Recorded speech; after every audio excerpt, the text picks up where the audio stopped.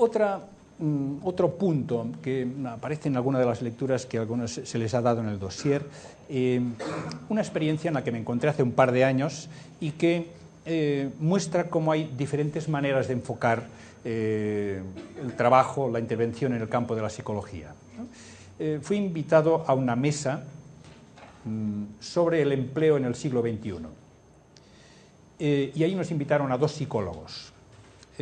No sé por qué nos elegirían, pero primero tuve que hablar yo y después tuvo que hablar una persona que ha tenido mucho más éxito que yo en la vida. Es un psicólogo, gerente de una multinacional y que presume de éxito en su trabajo, en su gestión.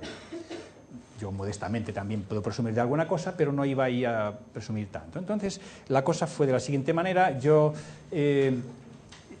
hice un panorama pues diciendo pues que la evolución, las transformaciones en el mercado de trabajo, sin duda presentan signos positivos en muchos aspectos, en el desarrollo de las condiciones materiales, técnicas de trabajo, en fin, en facilitar hacer mejor el trabajo en muchos aspectos, etcétera, y también algunos inconvenientes, y que algunos inconvenientes son altamente preocupantes desde el punto de vista de la psicología.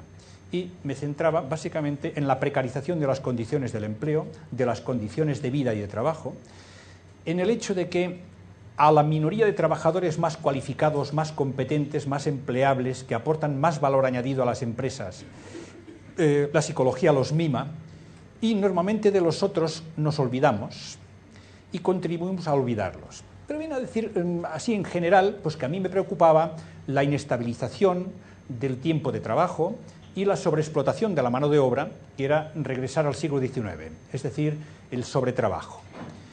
Después de mi presentación habló el colega y comentó pues, que mi visión era más bien pesimista, trágica, idealista, nostálgica, ideológica y típicamente académica, digamos, de los académicos que buscan 3 pies al gato o 5, pero nunca 4, etcétera, y todo eso, y que él iba a presentar una visión de la realidad, es decir, yo era un pintor impresionista que estaba ahí señalando los aspectos más negativos o problemáticos, y él venía con una cámara de vídeo a mostrarnos lo que es la realidad en sí misma, ¿no?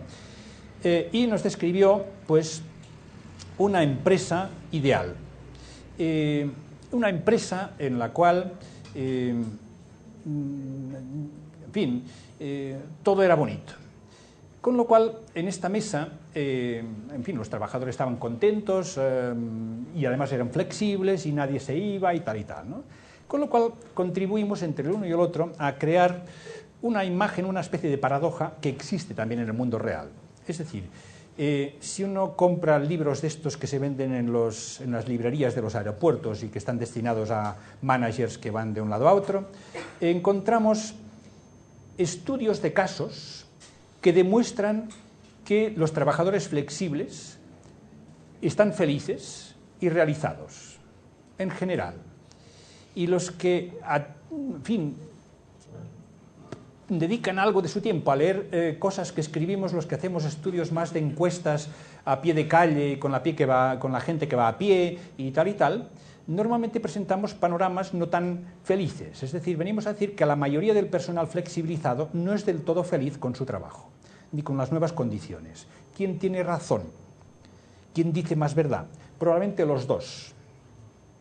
Los dos tenemos razón, probablemente porque hablamos de mundos distintos. Usando la metáfora del iceberg, diríamos que esta gente que hablan de personal feliz, hablan de la parte emergida del iceberg, y yo presumiría de hablar de la parte más sumergida.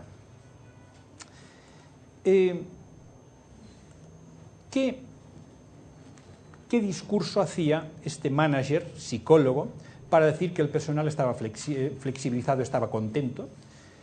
Lo mío ya lo saben, ya lo conocen. Nos contaba su caso, lo llamaremos PIN, su organización. Y nos dice que su organización es excelente, que todo el mundo la considera excelente. Y que practican todas estas virguerías de los, en fin, de los másters y de lo que aprendemos en las facultades y lo que se nos dice que hay que hacer: la gobernanza, la sostenibilidad, la responsabilidad social corporativa, evaluación externa, evaluación de la satisfacción del personal, la imagen social, la posición en el mercado, la cotización en bolsa, etcétera. Y por si esto fuera poco, además nos decía que en su empresa habían en fin, implementado un pack de 16 medidas adicionales, siempre pensando en la felicidad del personal. Les daban fruta por la mañana, tenían una sala de siesta por la tarde, sala de masajes, sesiones de fin de semana para la pareja y los niños, vacaciones. Era una empresa del sector de la piel, calzado y abrigos de piel, multinacional, y además decían, pues, en fin, que prácticamente les regalaban toda la piel que consumía la familia. Maravilloso, o sea, nada que decir de todo eso. Entonces, a la hora de hablar, ya en la mesa redonda, hablar en el debate primero que teníamos entre nosotros, me atreví a preguntarle: magnífico, ¿cuántos son en la empresa? Y me dijo 300. Y le dije, bueno, estos 300 les dan todas estas medidas. Y en estos 300 se incluyen las personas que lavan la piel, la cortan, se ensucian las manos, sudan, cosen, etcétera, etcétera. Y me dicen, no. Y entonces se trajo el gato a su molino, el agua a su molino, vino a decir, somos tan buenos que además hemos creado 2.000 puestos indirectos. Lo que antes, en la época fordista, era una sola empresa, con la line y el staff, y el staff son los directivos, los que piensan, los que diseñan, los que comercializan, los que dirigen, y los que trabajan sudando, ensuciándose las manos, con esfuerzo, etcétera, eran los de la línea, de la planta de abajo, que estaban ahí trabajando. A estos los han trasladado a China. Les dije, ¿dónde están estos que hacen esto? Pues bueno, la mayoría en China, algunos en África, y otros se están prejubilando y les hemos enviado las máquinas a su casa. Y les dije, a estos también les dan fruta por la mañana, sala de siesta por la tarde, masajes a todas horas, envían masajistas a China, a todo eso. No, pues no. Lo que viene a decir es que estos eran autorresponsables, es decir, la responsabilidad social de la empresa se quedaba en los 300. A estos 300 es a los que nos dedicamos muchas veces los psicólogos. Los seleccionamos, los formamos, los desarrollamos, los potenciamos, etcétera, los evaluamos, los promocionamos y los reciclamos cuando hay que practicar el outsourcing. Pero con los demás no nos pagan para ello, ni los vemos, y contribuimos a ocultarlos, a invisibilizarlos.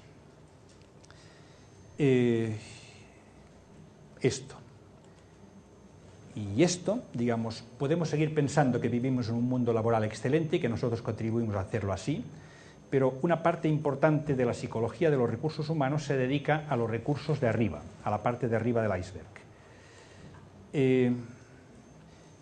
Simplificando y resumiendo lo que quería contarles, diríamos que la psicología del trabajo de las organizaciones aplicada trata de todos estos temas. El bloque azul trata de las variables más sociales, organizacionales, las tendencias, las macrotendencias en el mundo del trabajo. La globalización, el posfordismo, etcétera, etcétera. Pero la psicología se tiende a ocupar de variables dependientes, de adaptar la persona al ambiente, de cómo nos impacta, de cómo percibimos, de cómo afrontamos, pero raramente nos ocupamos de cambiar el ambiente, nos ocupamos de cambiar la persona o de facilitar que la persona se adapte al ambiente.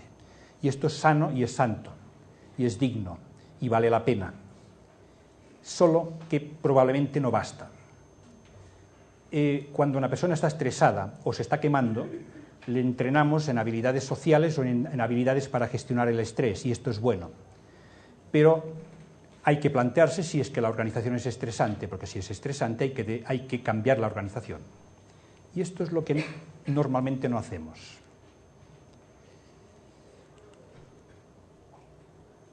pensamos en seres humanos reactivos más que activos.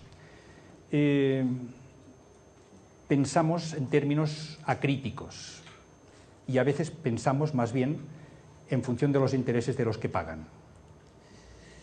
En un modelo de la línea de investigación que estamos trabajando, pues hemos intentado